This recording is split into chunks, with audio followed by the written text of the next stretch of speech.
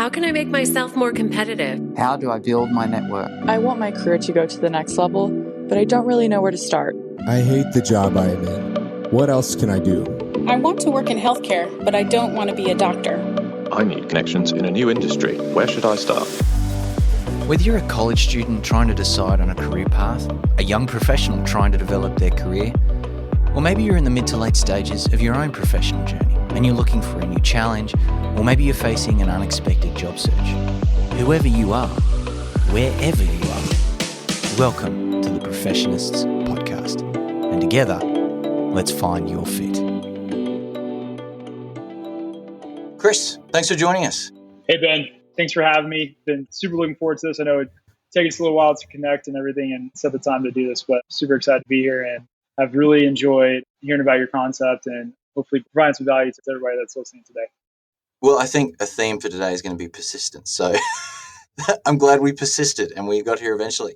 Growing up in Australia, we have a very different attitude to alcohol, generally to a lot of the world. And we don't start out by drinking great stuff. Not particularly fancy, kind of just not a great attitude to drinking fancy stuff when you're young.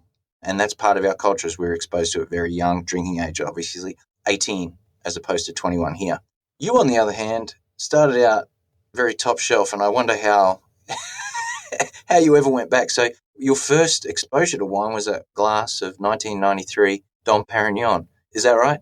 Yeah, and let me frame this a little bit. So it wasn't really a glass. It was just kind of a sip. I was a little bit on the young side, but I just had a big accomplishment. And my dad, he had a former boss, that very well-to-do guy, and maybe he had a thing for wine. I don't know if he did, but I remember looking at inside of one of his freezers, not my parents, but this guy that my dad worked for, and he had 20 or 30 bottles of Dom Perignon 93 sitting in his freezer. And so I presume that's where he gifted that to my dad one year. But obviously, looking back now, knowing what I know about wine, I realize how much of an experience that was to get to experience that from an early age instead of a first introduction to wine like maybe other people might have. You've had a really interesting life story. I mean, you've served, you've started up several businesses, and you've ultimately ended up to where you are now. And we're going to talk about that in a little bit. But when you think back on your journey thus far, if you had to describe your life as a wine, what wine would it be? Ooh, that's a great question. I mean, so I've never been asked that before. I definitely have wines that I enjoy. And the thing that I want people to walk away with, hopefully today, and we can talk about more, wine is very nuanced. I don't know if I'm sure you've probably done some research for some sort of program or whatever, but if you research anything, you find that things are not as simple as we like to make them out to be, and our minds like to make them out to be. It's typically a mental fallacy we have, is we try to oversimplify things, and you definitely can't do that with wine.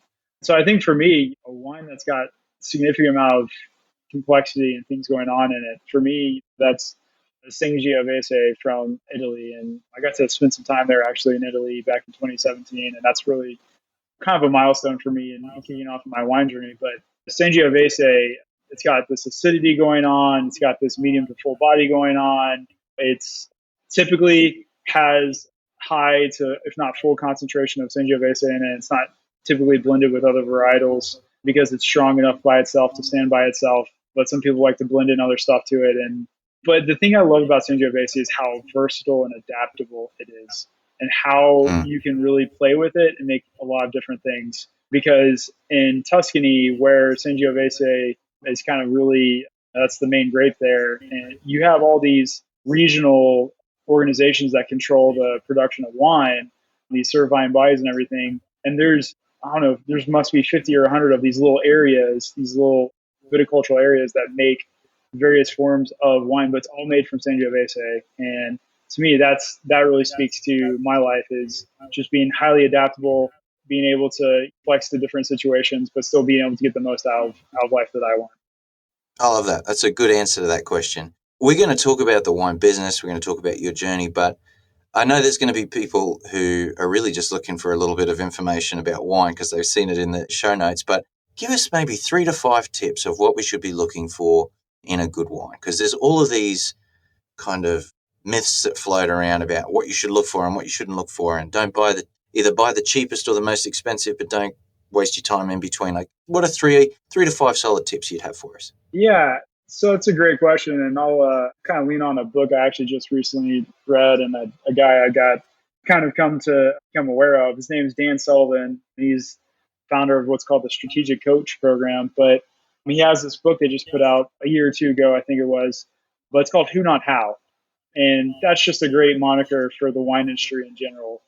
Don't try to figure out wine unless that's really your calling, unless that's something that you want to becomes your hobby and you want to, I'm not saying don't learn about wine, but you go into a wine shop and you don't know anything about wine and you try to pick wines off the shelf.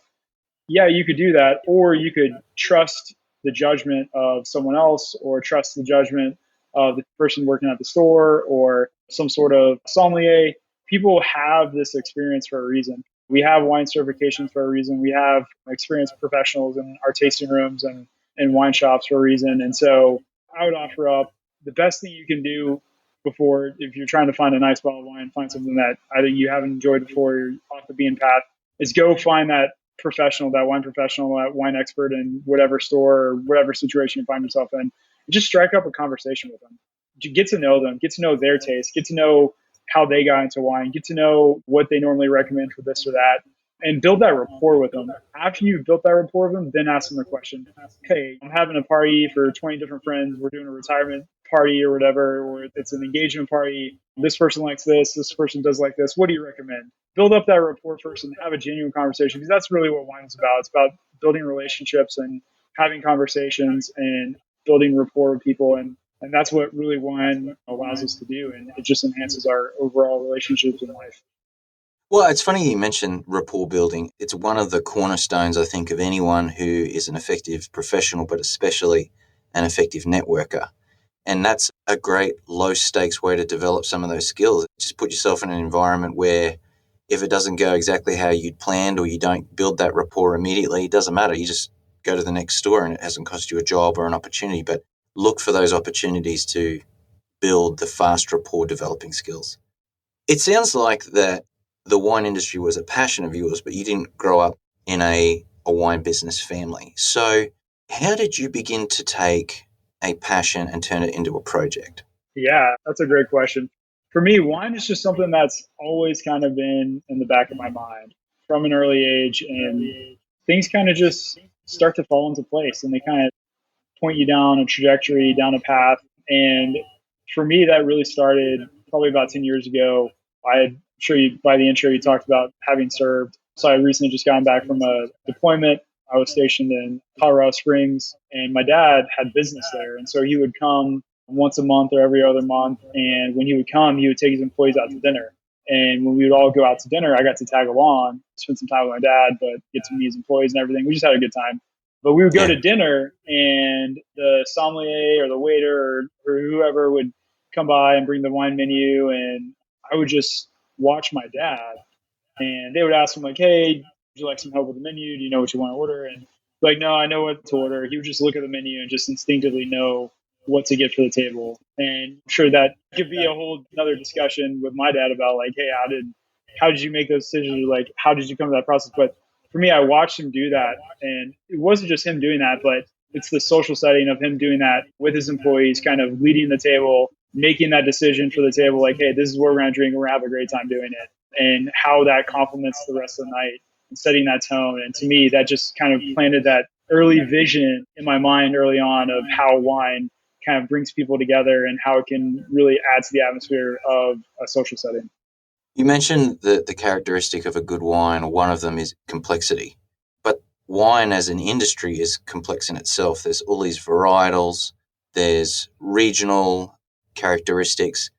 How do you go from being outside of the wine industry to having the knowledge and the skills to be credible, to actually start a wine business? Yeah, great question. I think there's no true one path, that not all roads, or I guess all roads lead to Rome, or not all roads lead to Rome, however you want to look at that. But you don't have to take any sort of traditional or non-traditional path. It's really the world's your oyster. And so for me, what really kind of kicked things off and kind of ratcheted things up for me, in 2017, I took my first solo trip to Italy. And I set the intention of, yeah, I was going to go out and do some touristy things, go see the Vatican or go see Venice, whatever. But I really set the intention for myself personally to learn as much as I could about Italian wine. And just in doing that and setting an intention of, hey, I want to learn about wine, that in and of itself commits you to kind of this idea of not just becoming a wine expert or a wine professional, or just knowing how you're going to use wine and share wine with others, and more than just open up a bottle of wine on a casual Friday night or whatever, just because you had a long day. And to me, that's kind of sets you apart from other people, is now you're being intentional with not just learning about wine, but how you buy wine, how you spend your time with wine, who you enjoy wine with certain people and everything, and how you spend that time. Just by setting that intention, I think is what sets a wine professional apart from the rest of the regular population that doesn't take the time to go in and understand the nuances of wine. What about formal education? Because I think there's a lot that you can learn from experience and from having conversations and mentors in a particular industry. But wine is one of those industries where there are some casual wine fans, but there's some people who very, very into wine that aren't in the wine industry. And to work with those people and to get their trust, you need to know your stuff. So did you undertake any formal education to bring yourself up to that next level of knowledge? Yeah, I mean, so I actually, just this week, I got my WSET level 1 pin. So Wine Spirit Education Trust, it's a foundation actually in London that does global education, wine, spirits, sake, beer, a couple other things. But actually just got my pin this week, and that's been a year-long process. Not as intensive as other programs, but just more so the gates you kind of have to beat and taking online courses and tests and everything. It's a long process to get the certification. But I just got my pin. I just got that certification, and I started my wine business before I had even started the course for that program. And so while I think it's valuable to have some laurels and have some credentials and more so have a structured framework to start understanding wine, it's not necessary. I think that the most beneficial thing for me was to start, yes, drinking wine, but to start creating content around wine, start giving your opinion on wine. That is just like anything else, whether it's politics or religion or whatever. When you have to go out and say, give your opinion on something, that really pushes your critical thinking. That really pushes your skill set and really pushes you to formulate based off of some sort of evidence or some sort of support or your understanding of the terroir or the geography or the taste of specific wine to say, hey, I think this wine is this. I think it's going to go really well with that. And just start doing that on a consistent basis. And you'll be surprised. You start doing that just in social settings, just when you're out with friends or out a bottle of wine for the table. And people are going to start to see you as the wine guy, as the wine girl. And that is really where it kind of starts for a lot of people. Did you have to deal with any keyboard warriors? I mean, it's one thing in a small group of friends, but when you start putting your content out online, that can bring an extra level of critique. Did you experience any of that, or did you find that people were just generally pretty polite and welcoming of someone sharing their views? Yeah, I have not had to deal with any of that. I've been fortunate enough to have just an awesome community around me, both in people I've worked with and friends and family and people I've connected with online. Instagram is an amazing networking tool. Same thing with Facebook and LinkedIn and various networking events. It's just truly amazing, just the people you connect with. And when you tell somebody what you're up to and what you're focused on, most people are very supportive. And I've had almost zero issues with having any trolls or keyboard warriors or whatever you want to call it. I've really been fortunate to have people that have really been supportive of me. I think that's a credit to just being authentic. And just giving things. I do mess up wine trivia sometimes. I don't always spell things right. I don't always say the right thing. But it's my voice, it's my tone, and it's how I show up. And I think people respect that. I think this is probably a theme we're going to talk about in a little bit, but I think it's very easy to look at social media and content production and think, well, these people, they just take photos of themselves eating and drinking wine or whatever. But there is an awful lot of work that is involved with putting out content on a regular basis. Like in the launch of season 1, I just tried to do as much as I could. And I realized just how nice it would be to have a team of people doing that for you. But when you're first starting out, it's a full-time job. It's not as glamorous as people think. Right. Did you get any help, or did you have to do it all? You did that all on your own when you were getting things off the ground? So I don't know if you want to go into this now or you can go into it later, but for me, what got me started was just recognizing I didn't have a skill set. I didn't have a marketing skill set. I didn't have a business or a sales skill set. And I started doing everything I can to fix that. And the best thing you can do is just to start creating content. And I started traveling and exploring different wines and creating content around that. And it's not even, I think people too forget to kind of marry up the online world with what happens in real life. The online world is just a projection of, it should be just a projection of your real life, especially if you're going to be doing something like wine. You're making recommendations online. You're posting this photo like, hey, I just had this wine. It was amazing. But don't do that if you're not going to be able to do the same thing and say the same thing when you go to a party and people ask you for a recommendation in person. And that ties in very much to branding is how do you make your online presence a projection of your personal brand as it exists in real life and the conversations you have with real people in real life. You sound like you started doing a lot of this travel and getting this information and this knowledge and exposure. Did you do that with a view to it being a vehicle to a business? Or was it just a passion? Because I guess the question I'm ultimately trying to ask here is, did you decide I'm going to be a wine entrepreneur and you put everything on the line to build towards that? Or was it something that you kind of started out slow, tested the waters, built it a little more? Yeah, so I actually started my first company back in 2017. And that's a long story for discussion for another day. But needless to say, I had no idea what I was doing. I didn't know how to do sales. I didn't know how to do marketing. I didn't know how to do social media.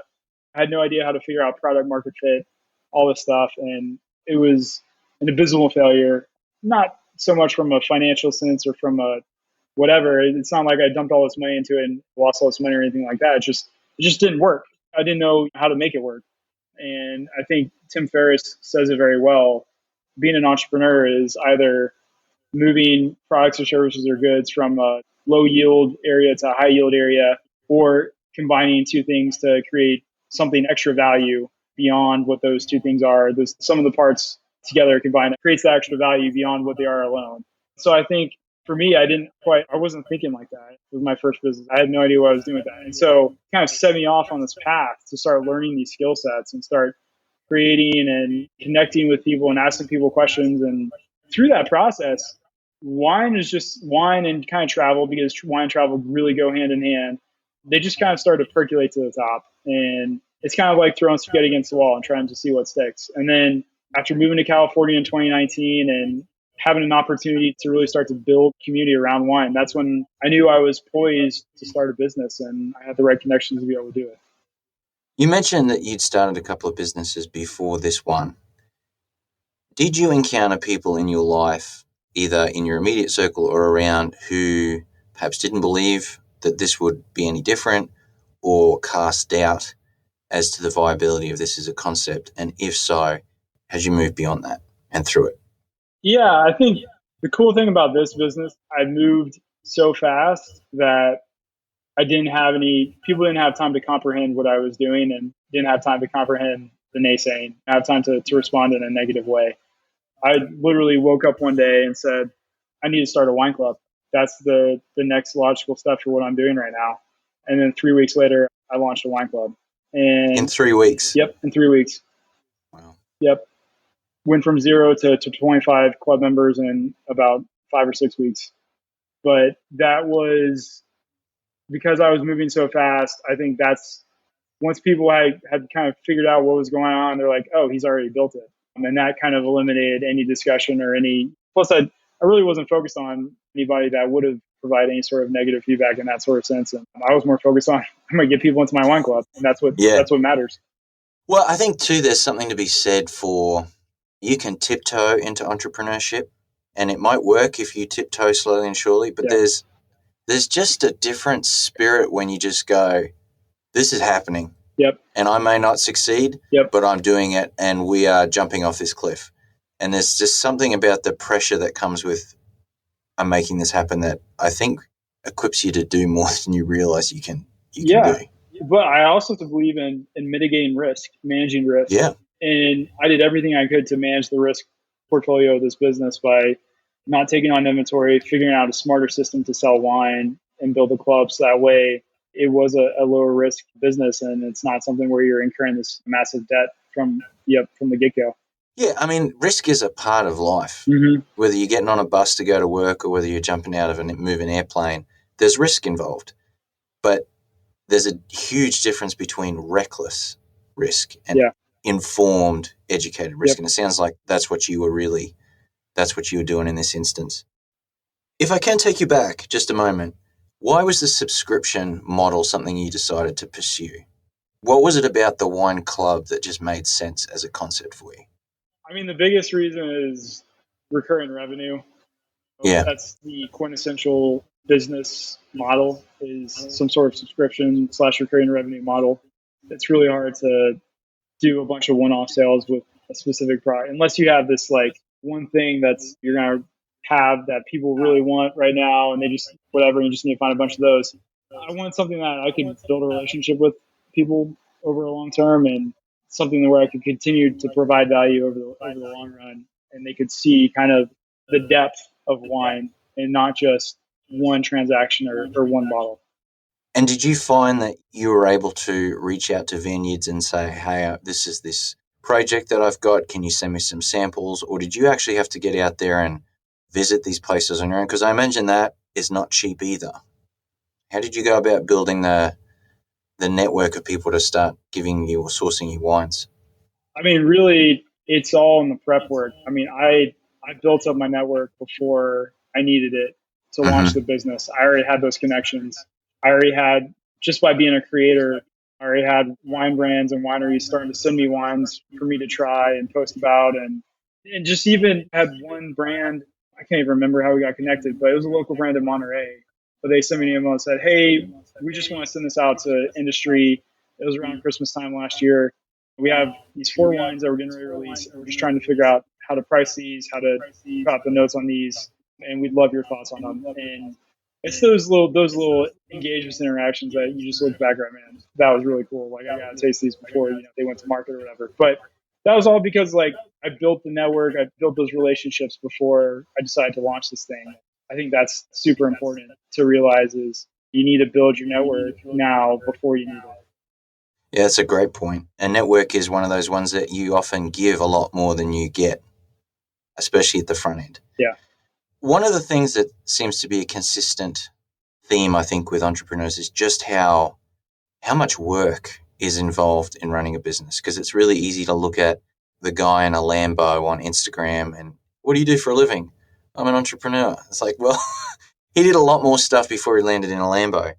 How do you stop the work taking away from your underlying passion for wine? Because I think that would be easy to do if you lost sight of it. You'd either enjoy the wine too much and give up on the business, or you'd focus so much on the business that you forget what drew you to it in the first place.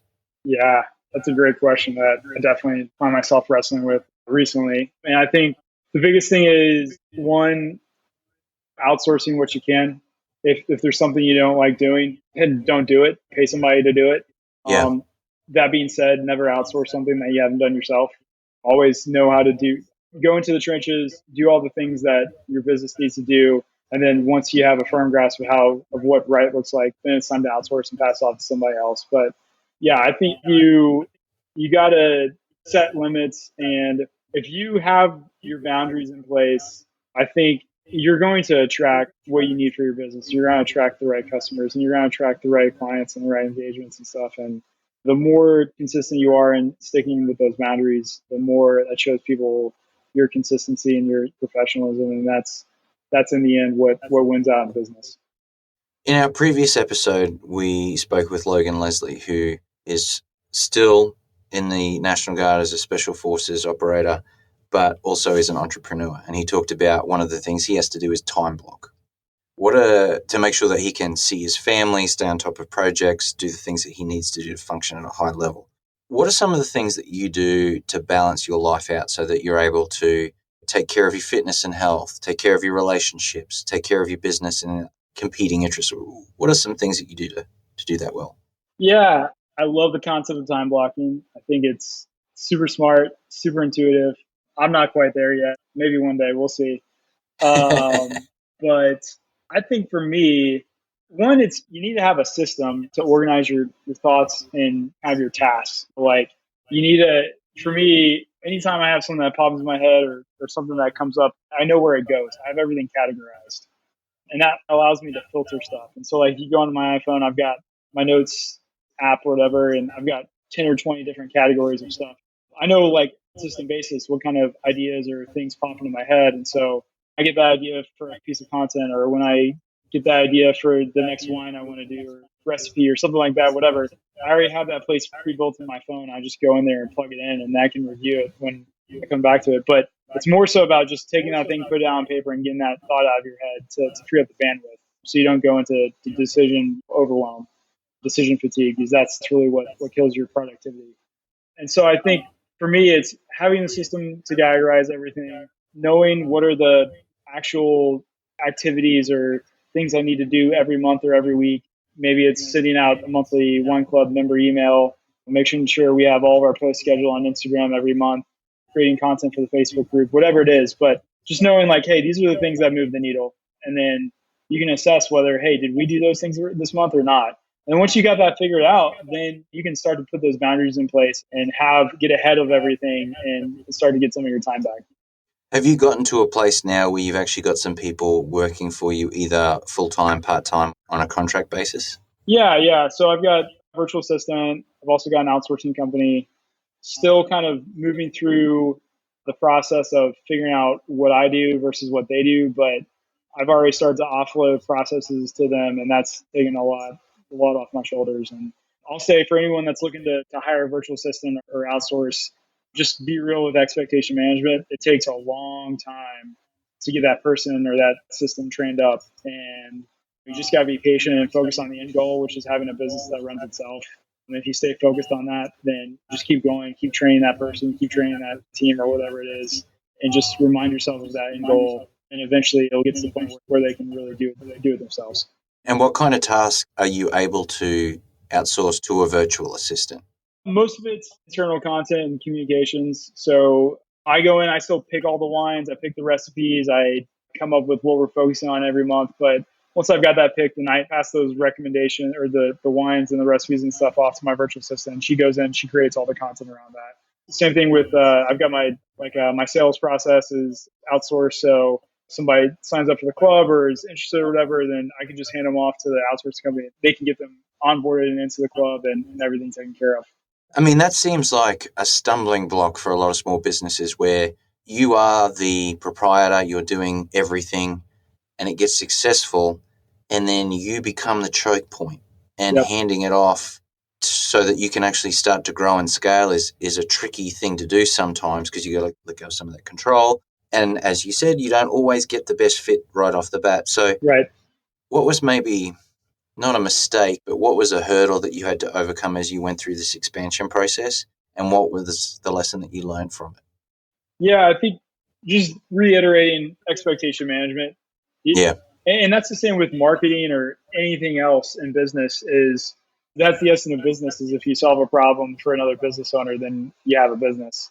And and while that's true, you always have to go in with things with an expectation of I'm not saying be skeptical, but be realistic about what this new widget, this new app, this new person, this new thing is going to really solve for you. In the end, it's what can you do consistently the same way over and over again in the long run. That's going to define your process, and that's going to define your success. Branding is one of the things that you've been able to really carve out a bit of a niche for yourself. And it's certainly one of those areas where you're helping wineries solve a problem. And so with that expertise in branding, I want to take some of your experience from the wine industry and then to start to apply it to the lives of professionals right now, whatever stage of their career that they're at. When you look at a strong brand, what do you see? What are some of the indications of strong branding in wine and some more general things? Yeah, I think in wine, it's having a clearly defined niche. Not all wines are meant for everybody, right? A really good wine brand doesn't set out make a wine and then figure out who to sell it for. A really good wine brand sits down and figures out who they're selling to first, then they make the wine, right? And so I think that's where a lot of wine brands go wrong is they just don't know their customers as well as they'd like to, as they should. And so when it comes to branding, you really got to know the customer and you got to differentiate yourself. And everyone will say, oh, I go to the wine store and I buy wine based off the wine label, or I buy it because this is a recommendation from a friend. But that's not really effective strategy for growth. Like you got to really know your customer, have the channels, marketing channels set up, and really get yourself out there if you want to be able to make a splash and make a connection. And then it's just, getting people to spend time on your brand. I think that's huge. And I think wine brands have become very adaptive and resourceful, especially in the last year with COVID and everything, to figure out ways to drive engagement. And I think the brands that figure that out are the ones that are going to win in the long run. And the ones that still rely on local business or local traffic or tourist traffic are the ones that are potentially going to lose in the long run. When you say spend some time on your brand and look to kind of grow that brand, the ones that have succeeded in a time like COVID, what are some of the things that they've done and what kind of content are they doing? Are they rebranding entirely with new logos and that kind of thing, or are they just being more active on media platform? Help us understand that. Yeah, I think that's another misnomer too, is people think branding is a logo and brand colors, and branding is about how the brand positions itself in the marketplace. It's about how the brand interacts in various communications. And at the end of the day, it's how they make their ideal clients or their customers feel. And so to me, brands that have been able to create opportunities to scale their interaction with their customers, doing things like Instagram Lives, doing things like Zoom calls, doing things like podcasts. Some wine brands have started to do podcasts, which I think is super smart. Vice, while also at the same time still doing things that don't scale. I think it's John Lee Dumas who said, do things that don't scale. That's always going to remain true to branding, to business, especially branding. As a winery or a wine brand owner, you've got to figure out what are the things you can do yourself or your top members of your organization. What can you do that's not going to scale? Because it's those individualized touches, those small interactions with the customer at the end of the day, that's going to turn them into a true advocate and a true fan of your brand. That's going to lead to 3, 4, 5, 10, 20 customers down the road. So that's really what it comes down to, is figuring out how you can scale while also doing the things that don't scale. Let's take those lessons and apply them to our professional lives, because in a lot of ways, your career is a brand. It's a projection of your personal brand. So how would you suggest people take some of those lessons and apply them to their professional lives to build their reputation, to build their credibility, and to ultimately build the career that they want? Yeah, first off, I think everybody should have social media. There's a lot of people out there that don't have social media. They're like, I want to remain want people seeing what I'm up to. Well, people only going to know what you're up to if you post about it. So, you control what goes out there. Exactly. So I think the best thing you can do is to create content and put yourself out there and have a presence and be findable. It's the people that you can't find. I don't know what to do with you. I can't read you. I don't know if we're going to click or not. And whereas the people that, hey, be more forward about where you stand on certain issues and things. And that's going to let people know, so that way they can decide if you're going to be a fit for the organization or not, whether that's on your LinkedIn or your Instagram. Wine is a very, very visual thing. It's a very visual industry. The curves of a bottle and the label and how it sits in a glass and the picturesque environments we find ourselves in when we're drinking wine and tasting wine and exploring wine. You've got to really understand that when you go into an industry like wine. And the best way to show that you understand that, if you're going to be a wine professional, is by having an Instagram or creating content or having a blog or just showing that you are in tune with the industry and you keep up to date with trends and you know what's going on. Well, I think too, it's super important for people looking to career switch, because often when you're career switching, you've got some transferable skills, but there's some gaps. And some of those gaps aren't easily, conveniently, or cheaply fillable by a formal education. But if you can create a brand for yourself through a LinkedIn account that's active, LinkedIn, or even just a personal website, there's a lot of ways that you can build that credibility so that a firm or a business that might otherwise have passed on you can see you as having the credibility necessary to actually allow you to switch paths. Absolutely. And you can make your own luck in that sense. It's surprising to me, like I work with a lot of lawyers, how few of them have their own personal websites. Yep. They don't have to be 50 pages of No. web content, No. but there's a way you can find your ideal client Yep. through proper branding and marketing. And it's one of these things that I think, unfortunately, I mean, I know I was very skeptical of it. I thought it was all about kind of narcissists and teenagers take pictures of themselves, but you realize this is an incredible tool that you can use to blow up your career in all the best possible ways if you use it correctly. Absolutely. 100%. Do you think Instagram is where you will focus, or what are your thoughts on things like TikTok? Yeah, I think for me, for right now, at least foreseeable future, Instagram will always be my main medium of choice. Yeah. Just because I've invested a lot of time in understanding my audience and understanding how I position myself there and how the system works or how the app works and everything. I've dabbled in TikTok a little bit. I've tried to create a couple of videos, but haven't really put a lot of weight there. I think you got to figure out what works and then just double down on that. Don't stretch yourself too thin and only do the things that you can be really consistent at. Where would you like to see your business in the next 5 to 10 years? What would be your ideal picture of Kris Levy? Yeah, Wine Club. That's a great question. To me, I think a lot of people say, I envision this big business and we have these big accounts and everything. And to me, I would like to see a business that's kind of got some depth to it and a wide array of things that it offers.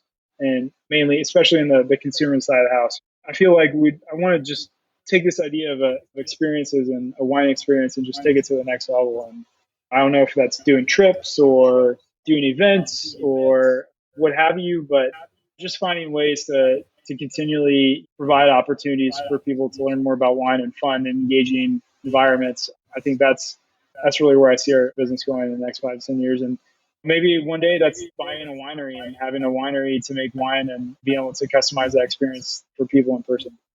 You mentioned the travel piece, and I do think you're right. Food, travel, and wine are this very wonderful little unity. I wonder, though, what your thought is on what COVID is going to do to the wine industry. Do you think we're still going to see this fairly significant export industry where, say, French, Australian, Spanish, Argentinian wines are traveling? Or do you think because people can visit domestic wineries that you're going to see some of these domestic labels grow in a way that maybe we didn't expect them to pre-COVID? I really see everybody winning right now from a couple of different angles. I think millennials and the generation after them are going to be super local. They're going to really want to support local endeavors. That doesn't always equate to having a winery down the street from your house, right? Grapes like to grow in certain places, but having a story is huge, and being able for brands to be able to tell that story to their customer and why their winery is different, why their winery got started, that's huge. At the same time, I do feel like these up and coming generations are becoming very, very informed about and wanting to become informed about exports or imports or whatever, foreign experiences and foreign wines and everything. And so I see both markets continue to grow at a sustained pace. I think that's going to be the future. And I think it's that variety and diversity that is what attracts millennials. They're not going to say, I want just American wine, or I just want to import French wine, or whatever. They want to try it all. And they don't want to have to commit. They don't want to have to be loyal. They don't want to have to commit to any one specific brand or one thing unless it's something their cause they truly care about. So I really see all these markets really being able to grow in the next 5 to 10 years. Do you think there's a grossly undervalued, not variety, but I guess place of origin or a variety that you think is just completely untapped and is fixed to kind of become very popular in this next 5 years or so? Yeah, I think for me, I think dessert wines is a fun category to watch. Like an ice wine, a Sauterne, Vinsanto, Madeira, Port and Tawny. I see that as a category that's going to increase in the United States. I think it's becoming more, people are starting to recognize the difference between simply a sweet wine, like a white Zinfandel, in a dessert wine. and are not quick to lump those two in the same category. And anything that's become crafted, I think is really going to do well in the next years to come. And so, and the fun thing about dessert wines is there's just so many things you can make it from. I've seen Cinsault dessert wines, Carignan, Tocage. There's a lot of things that producers are doing in this category. I think it's a fun thing to watch. I want to get your thoughts on some of the trends, I guess, that we're seeing in investment as they pertain to wine. So you have these EFTs where people can buy a fractional share of a company or an indexed fund. And I think people have always known that there have been groups that invest in wine and whiskey and bourbon, but it's generally been seen as the playground for the very, very wealthy. But we're starting to see some of these little startups selling shares or smaller quantities of wine that the average investor can get access to. Yeah. What are your thoughts on this? Yeah, investing in wine it's definitely tricky. There's some platforms out there that are enabling people to do that. I won't talk too much about that since I really haven't. It's on my list of things to explore for investment vehicles, but I'm just not there yet. I think it's worthwhile investigating, and I definitely warn people to make sure you understand things before you jump into it. But another really important part to understand for people to understand is wine as an investment, we're talking about the top 0.01% of wines in the world, right? We're talking like those are maybe the top 1 or 2% of wines in the world could be investable and that you could buy and hold and expect them to increase in value.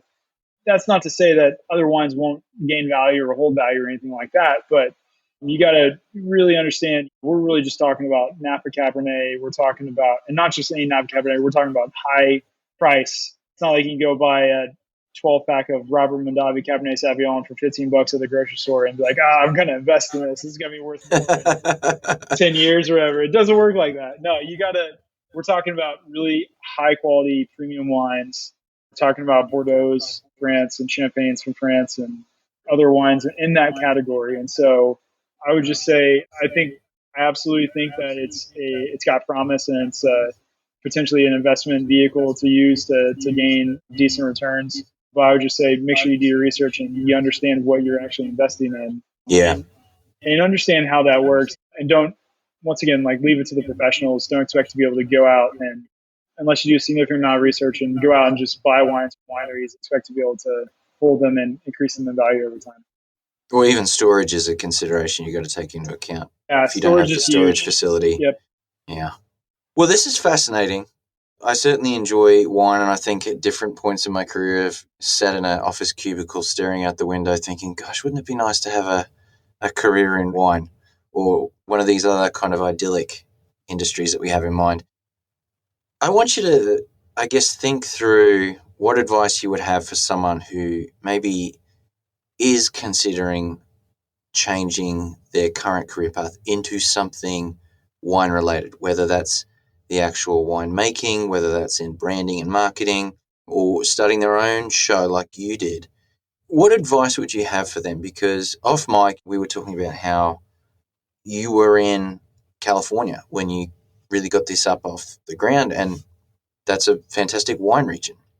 But what if you're in an area of the country, or if you're listening somewhere else, whether that's in Australia and you're not in a natural wine area, how would you go about making this transition into an industry that's, I think, really interesting to a bunch of people? Yeah. I mean, first thing is always going to be proximity, right? So you're the average of the 5 people you spend the most time with. And so if you want to be in wine, if you want to be like wine professional, you just need to spend time around those sorts of people. And so you got to seek them out. You got to seek them out at the sommeliers at restaurants, seek out wine shops, seek out local wineries if you have them in your area, and just go either volunteer, intern, or whatever, or get an entry-level job and just learn the business from the bottom up on someone else's dime. See what goes into it. A wise man once told me, I've always thought about making my own wine, but a wise man once told me, before you learn how to make wine, learn how to sell wine. And that's really why I started my wine club. Is you got to have those skill sets, you got to have the network, you got to meet the right people, and really see what makes the customer, the consumer tick. And you got to do that before you really dive all in. And the best way to do that is while you have another career that lowers your risk profile and allows you to go and do that during your free time.